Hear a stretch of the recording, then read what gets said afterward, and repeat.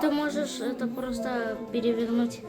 Нет, я хочу видеть. Сейчас сына будет выступать скоро.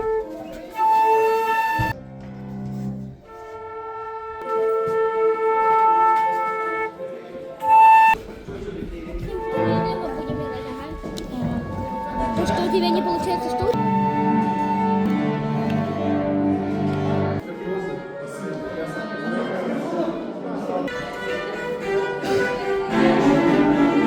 Готовченко к концерту.